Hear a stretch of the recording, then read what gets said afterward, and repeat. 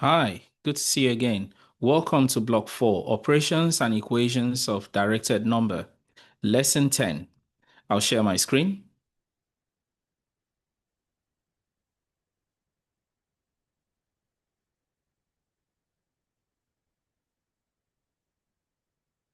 So, in your previous lesson, you learned how to evaluate algebraic expressions by substituting directed numbers, that is positive and negative integers, into those expressions. To evaluate an expression means when you finish, you're going to have an actual numerical value that represents that expression after you've done your substitution. In today's lesson, you're going to learn how to work with two-step equations. In other words, you'll be solving two-step equations in this lesson. So remember to like the video, share the video with those you think can benefit, subscribe to the channel, and click on the notification bell so that when new videos are uploaded, you'll be notified. By doing so, you help us grow our mission to provide a platform where children can have high quality maths education regardless of their economic circumstance. All they need is just an internet access and a notebook and a pen. Thank you. Before we start, I would like you to answer these retrieval practice questions in 3 minutes. Assuming you've paused the video and you've answered the questions, here are the answers.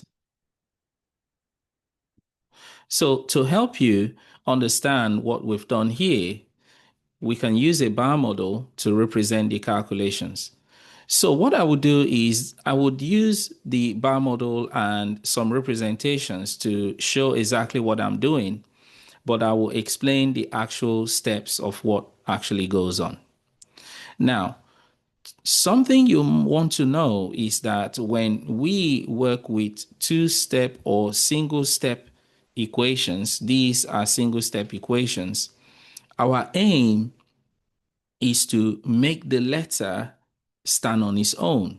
We're looking for what the number that the letter represents, or the variable, as it's called in maths.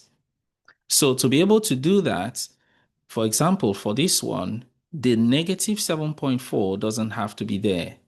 Now, another thing you need to know is whatever you do to one side of the equation, you have to do it to the other side of the equation. So have these in mind because that's what you will see happening.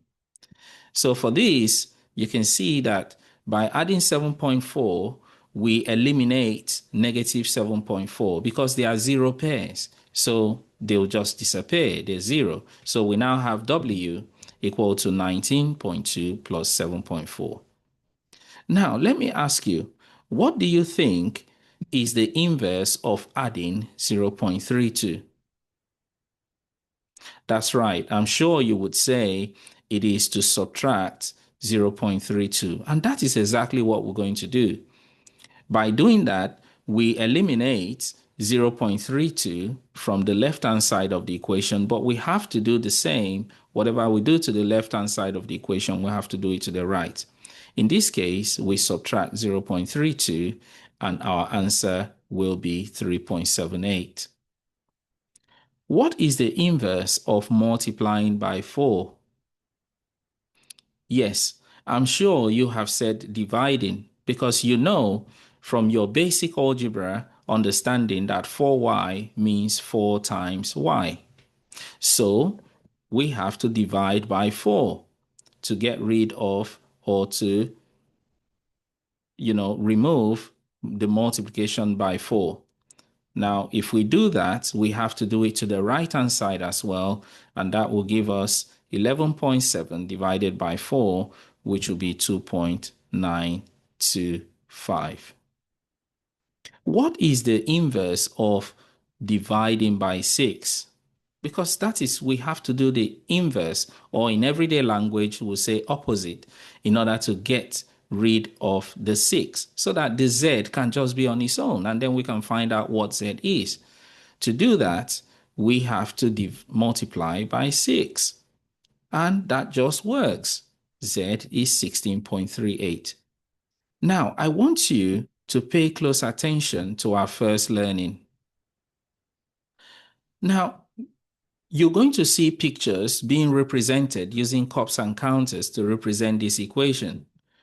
It's just to help you understand it. But what is really important is for you to replicate the process that we used when we did the single step equations for the retrieval practice questions. So the cups and counters are just to help you understand that to find out what one cup is, which is x, then we just divide by 2. Notice what we're doing. We are doing the inverse of whatever the number next to the letter is doing. And that gives us the value for x. And whatever we do to the left-hand side, we have to do to the right-hand side. And that gives us 6. What about this one? What do we eliminate first? Of course, I'm sure you have thought about this. You would say, well, we need to subtract 2. Yes, that's right. We need to subtract 2. Okay? The picture is just showing you a different way of representing this using cups and counters, but the process is the same. We subtract 2 from both sides,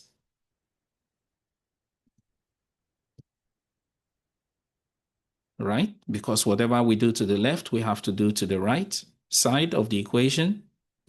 Now we have 2x equal to 10. Guess what do we do next? We divide by 2, and that gets rid of the 2. Now x is equal to 5.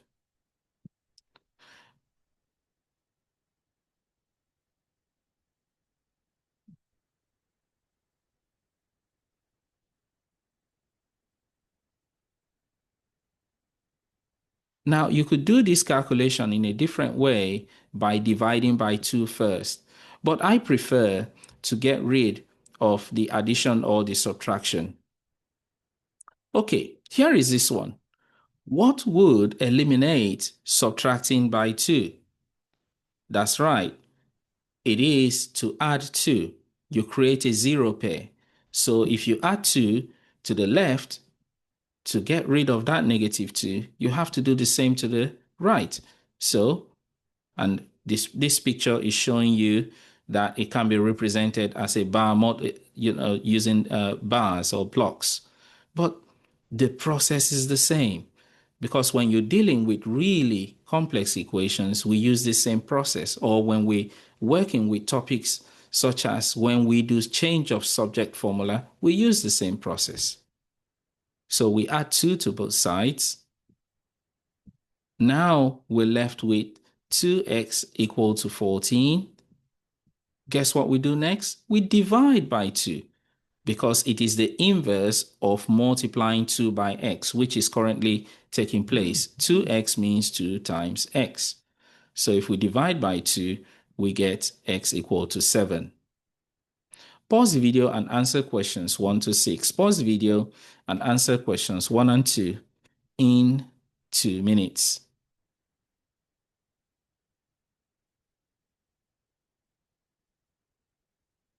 Assuming you've paused the video and you've answered the questions, here are the answers. So here you were asked to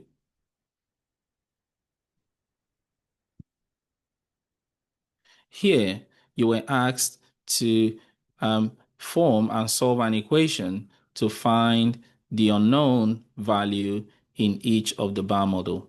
If you think about this, we could simply write that to get y, you can do 52 minus 37. Another way to think about it with your understanding of bar model, this is y add 37 equal to 52. So remember, you can now do subtract 37 from both sides. And that is why you get this result. That's now gone.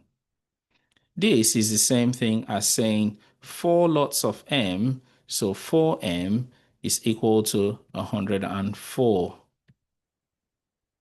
So if you divide by 4 to get rid of the 4, you get m equal to 26. Here, question 2.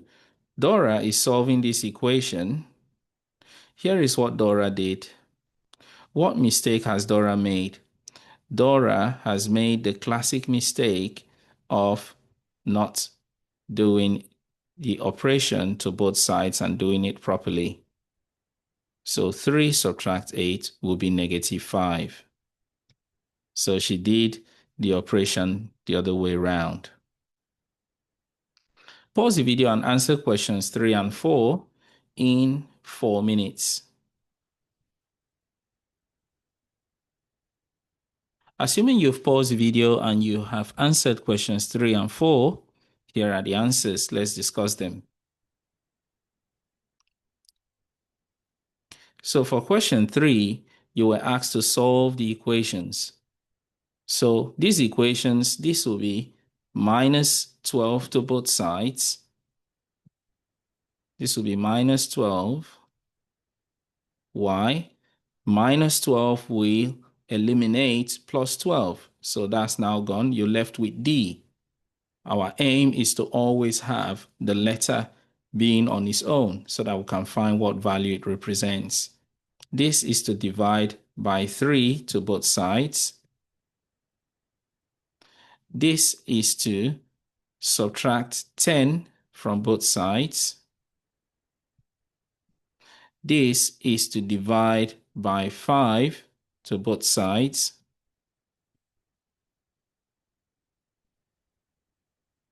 My pen is moving.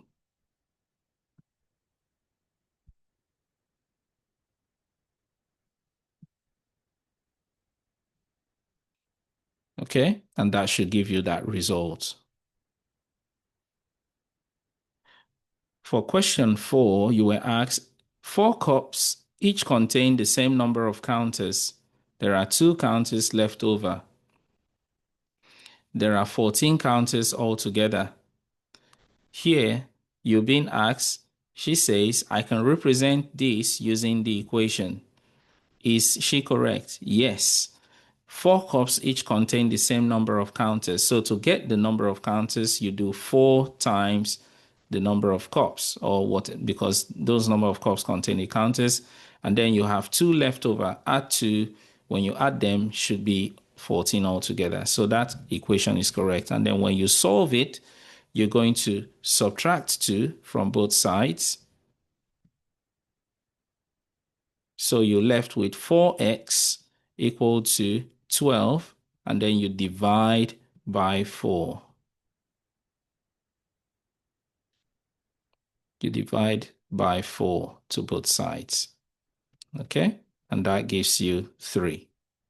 So how many counters are in each cup? There are 3.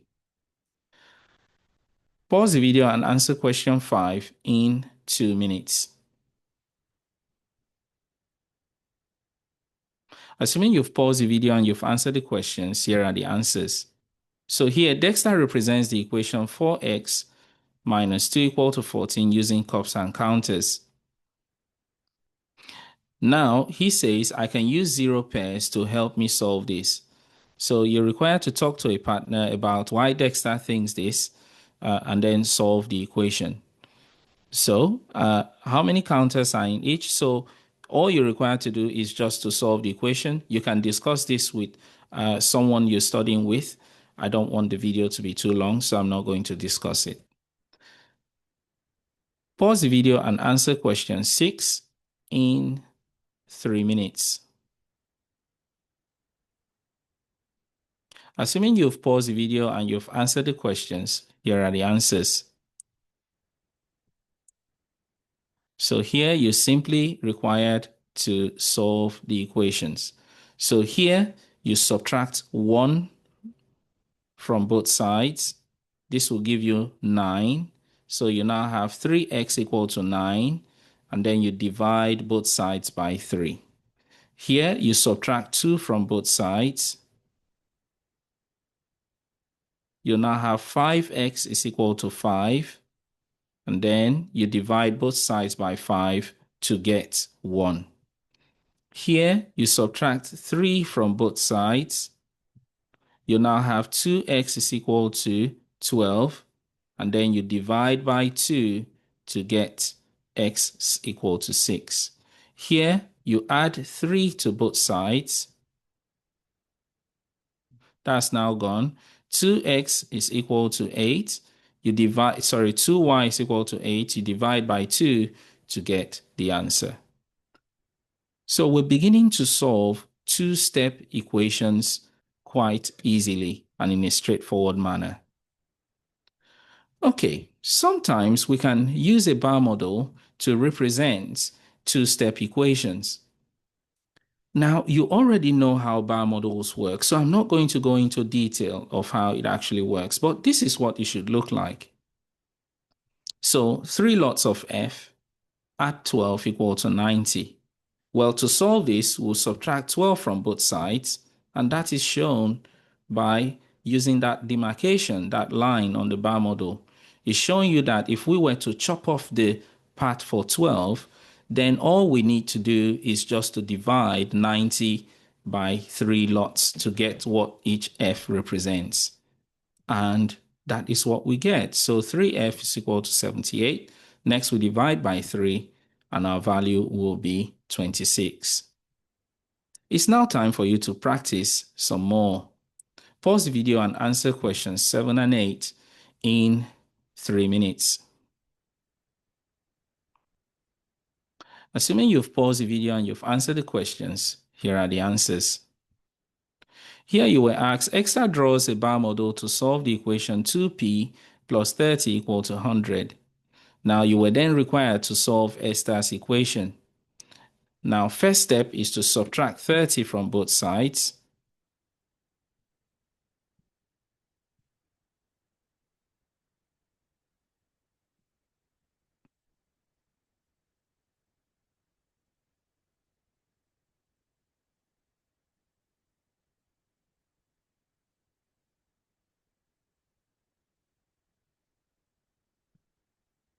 Apologies, let's see.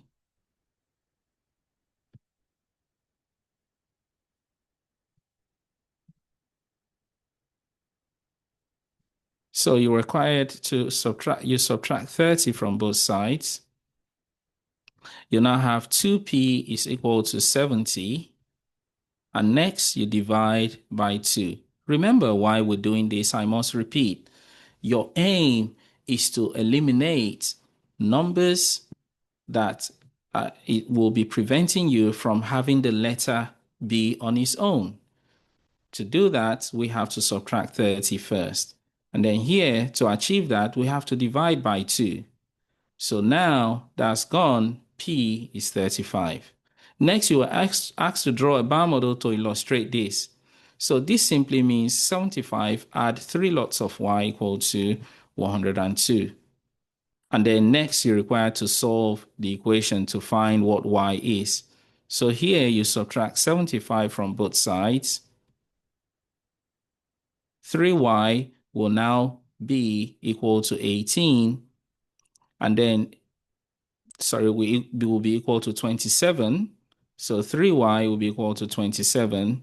And then divide both sides by 3 to give you y equal to 9. Pause the video and answer questions 9 and 10 in 4 minutes. Assuming you've paused the video and you've answered the questions, here are the answers. Here, the mistake he has made is he has subtracted 2 from 11 when he should have added it, okay? So the mistake Scott has made is subtracting 11 instead of adding it, okay? So here, to solve this equation, you simply do add 2 to both sides. You're now left with 3k, which is equal to 13. And then Nija says, okay, and then you solve the equation. Nija says you cannot solve the equation as 13 is not in the 3 times table. Nija is not right because you can have a fraction as an answer when you finish solving an equation. So you'll have 3k equal to 13. Now you divide both sides by 3.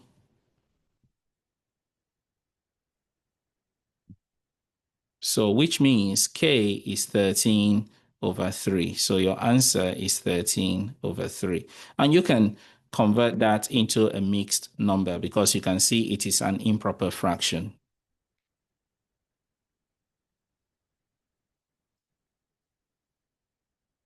And here are the answers for question 10.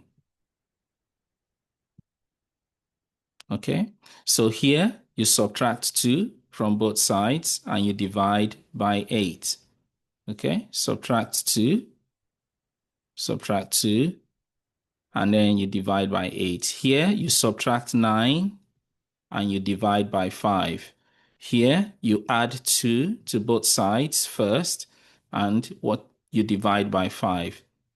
Here you add 10 to both sides and you divide by 6. So I don't want to go into too much detail because I don't want this video to be too long. But I'm sure you understand the process of solving or working with two-step equations. Again, we have worked with directed numbers, and I'm sure you have learned valuable lessons from this lesson. So what we've learned so far is to pay really close attention to doing the correct inverse operation. The aim is to achieve your letter, your variable being on its own, so that you can get the actual value, which is the solution of your equation. Well done for sticking around and for learning. Until next time, take really good care of yourself and bye-bye.